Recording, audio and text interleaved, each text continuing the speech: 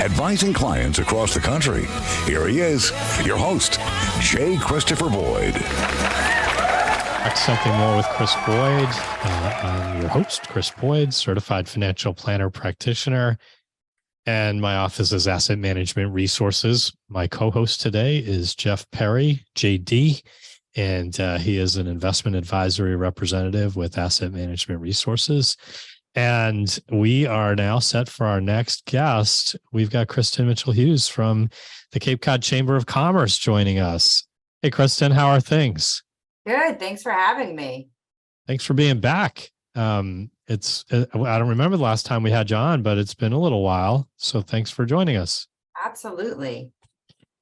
We often like to catch up with you this time of year because this is when things start heating up on the Cape and there's a lot going on.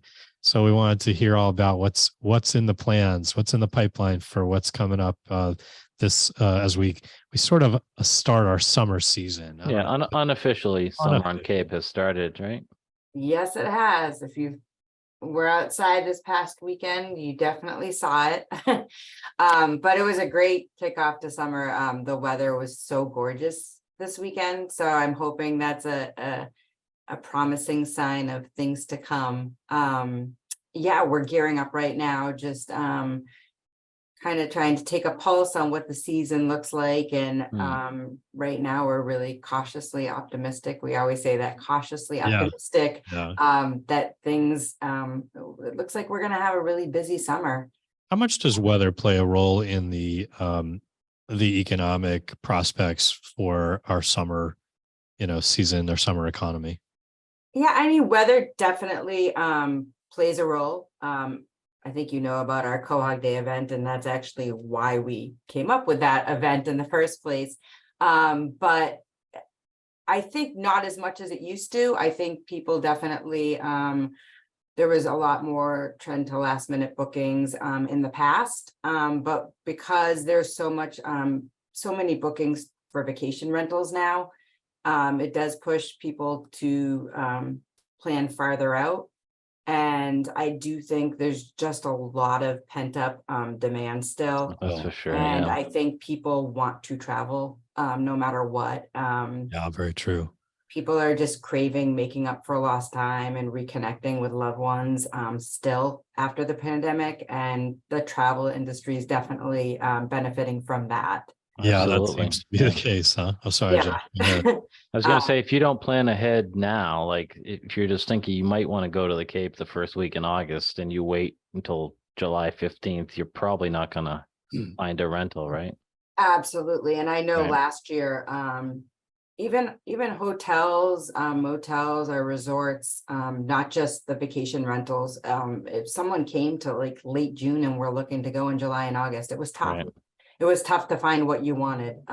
So I think people learn from that and maybe aren't waiting as long as they did in the past, which is great news for the lodging industry, because obviously that helps them project better for the summer.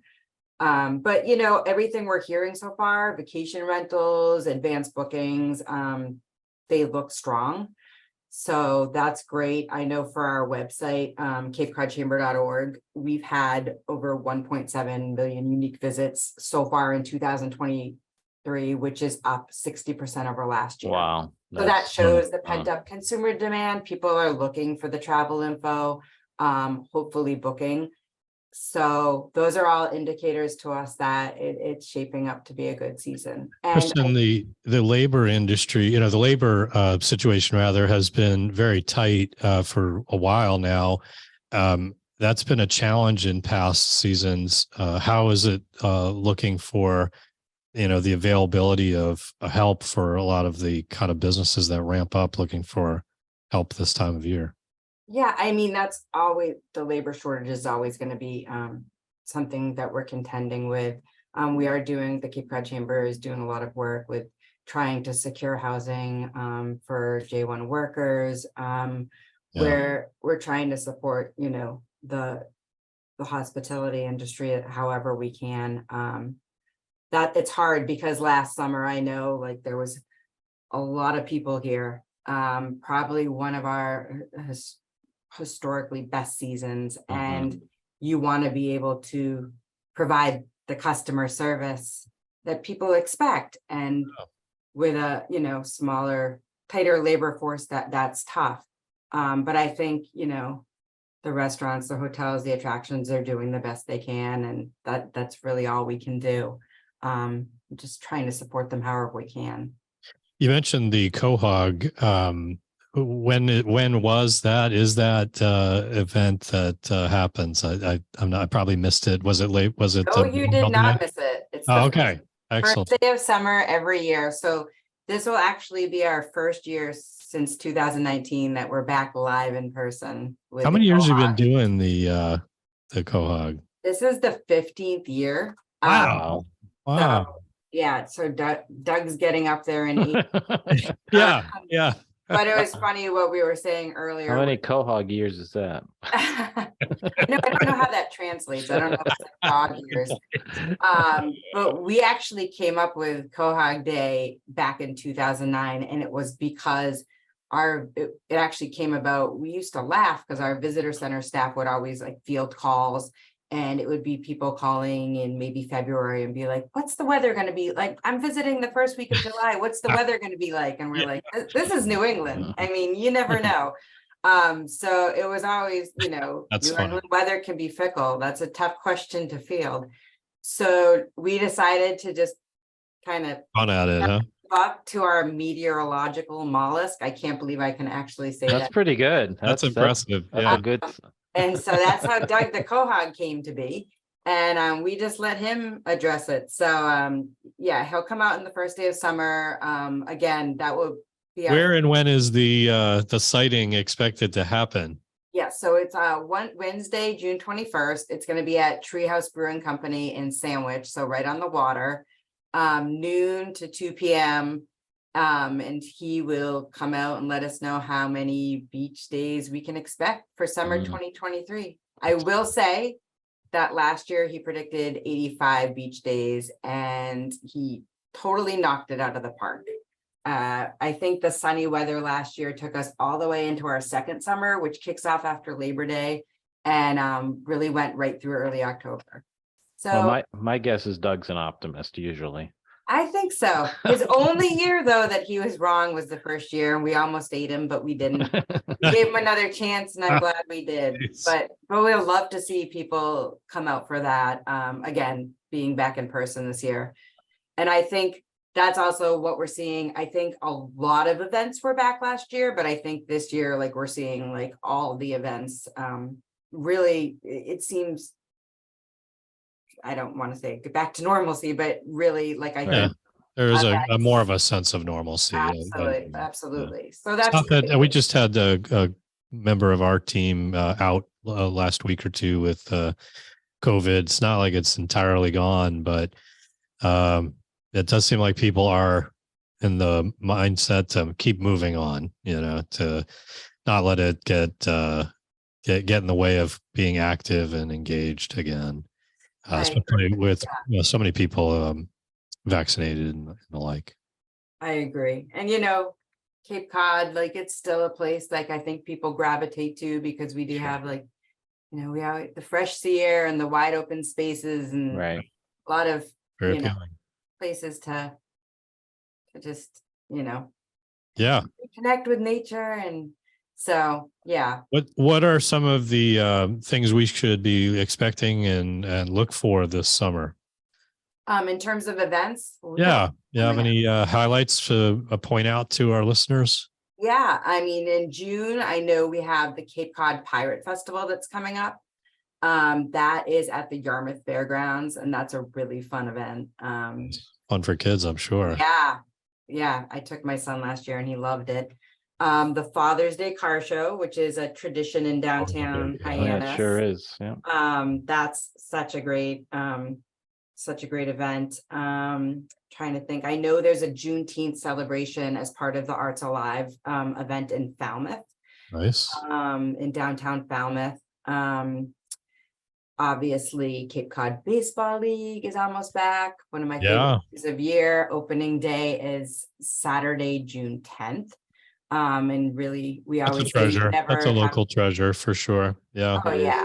We If you always say haven't, you if you, never have to look far right. for one of those games because they're everywhere all over the Cape. And Jeff, go that's ahead. You were going to say? I was gonna say, if you haven't been to one, you should, even if you're not a big baseball fan, it's a fun time, and it's a great inexpensive way to take the family out and share some outside time and watch some real, future major league players. Future stars. Absolutely.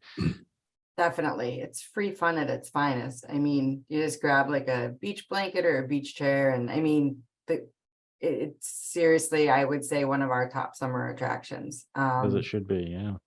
So that's great. The Yarmouth Sand Sculpture Trail, which I've seen the sand sculptures out and about.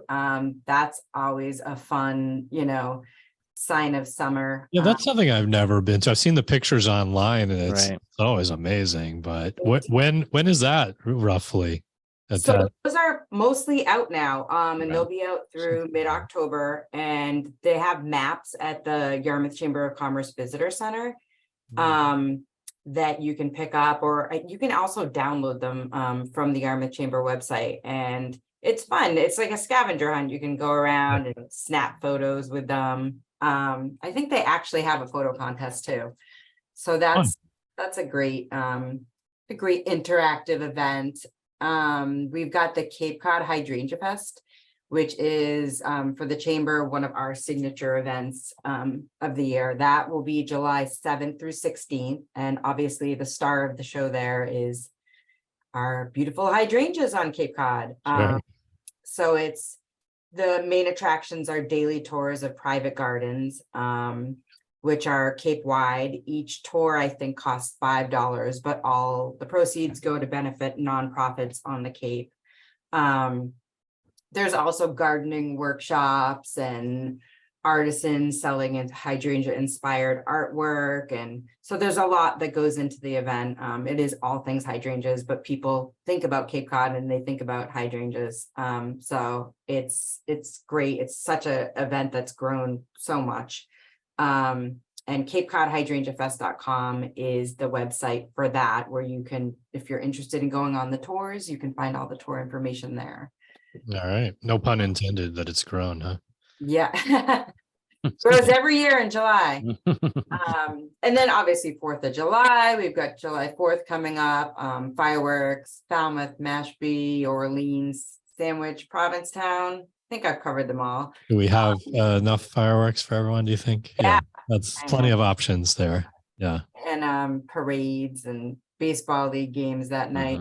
So definitely plenty of opportunities to celebrate there. Yeah. That's definitely part of that.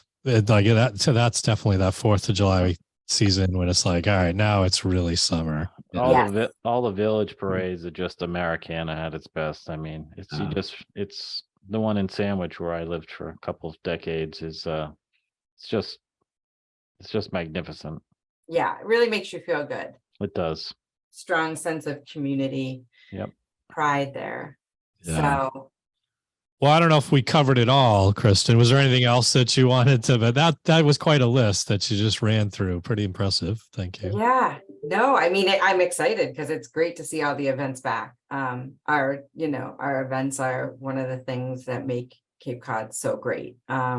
We have so much going on and I love it. Yeah. Yeah, no, you're absolutely right. We've got a great community and this is just a scratch in the surface of all these possibilities. And of course, as we get into the summer, it's like all the beach stuff and, trails and all these different possibilities that are here all year round that, now it's like peak time and perfect time, golfing and swimming and activities galore, right? And then you live here and you're like, I need to get out and do all that stuff. Right, don't you? I don't like, take advantage of it enough, right? Yeah.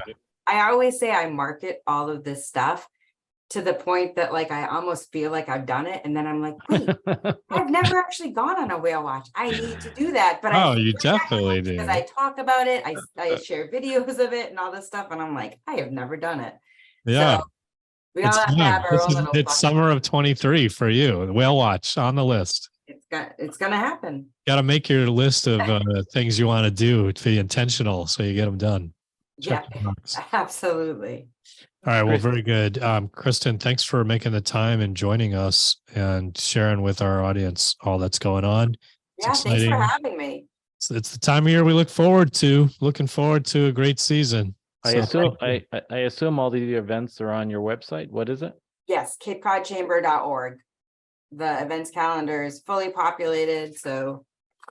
And we also have great blogs that talk about all the upcoming events, so people can definitely find everything they need there. And you said guaranteed 100 days of summer this year, right? I think it's gonna be like 110 days. I don't know. I'll have a conversation with him first, but crossing my fingers it's sunny. Okay. Excellent. Thank you, Kristen. Great. Thank you so much. All right. We'll be right back after a short break. Stay with us. You're listening to Something More with Chris Boyd, Financial Talk Show. Asset Management Resources, LLC, and J. Christopher Boyd, CFP, provide investment advice on an individual basis to clients only. Proper advice depends on a complete analysis of all facts and circumstances. The information given on this program is in the nature of general financial comments and cannot be relied upon as pertaining to your specific situation. AMR, LLC cannot guarantee that using the information from this show will generate profits or ensure freedom from loss. Listeners should consult their own financial advisors or conduct their own due diligence before making any financial decisions.